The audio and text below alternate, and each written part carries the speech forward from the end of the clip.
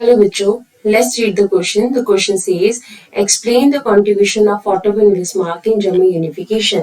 Question में हमसे पूछा जा रहा है कि हमें ऑटो von Bismarck की भूमिका बतानी है जर्मन यूनिफिकेशन में क्या रोल उन्होंने प्ले किया था. So let's see about the answer. Answer says contribution of Otto von Bismarck in German unification.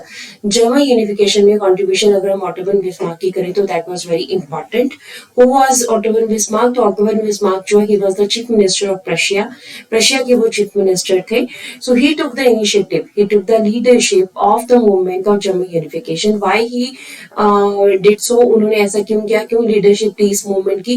क्योंकि जब liberal nationalism spread हुआ यूरोप में तो उसका असर जर्मनी के ऊपर भी पड़ा. तो एक failed attempt किया जा चुका था 1831 में. सोचा जा चुका था कि 1831 में फ्रैंकफर्ट पार्लियामेंट को ऑर्गेनाइज किया गया था, कॉन्स्टिट्यूशन मोनार्की की बनाने की बात की गई थी, बट सब कुछ जो है वो यूजलेस हो गया, उसको कोई भी हमारे पास रिजल्ट नहीं आया. तो बाद में इसकी जो लीडरशिप है वो किसने ली? जर्मन यूनिफिकेशन की लीडरशिप ऑटो von बिस्मार्क ने ली. उन्होंने ऐसा क्यों चाहा? क्योंकि उनको लगता था कि जर्मनी अगर यूनिफाइड होगा, इसका सेंट्रलाइज एडमिनिस्ट्रेटिव सिस्टम होएगा तो ये ज्यादा ग्रोथ कर सकेगा, ज्यादा तरक्की करेगा. So that's why he took the leadership.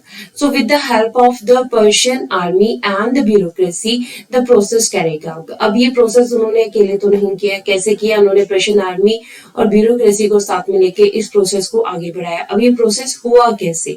तो in 7 years there were 3 wars with the Austria, Denmark and France. 7 सालों में 3 कंट्रीज के साथ कंटिन्यूटी वॉर चली.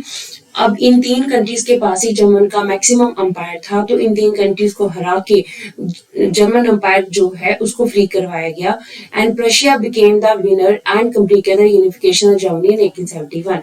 अब इन कंट्रीज के साथ जो वॉर्स हुई, उस वॉर में जर्मनी जो है उसकी यूनिफिकेशन का प्रोसेस जो है वो कंप्लीट हुआ जब रशिया विनर बना. 1871 में जर्मनी को यूनिफाइड कर दिया गया और केजर विलियम I को यहाँ का एम्परर बनाया गया जो कि रशिया के किंग थे.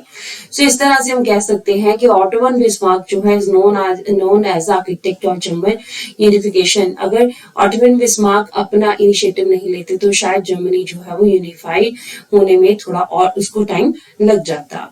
Hope so you understood the question as well as the answer. Thank you.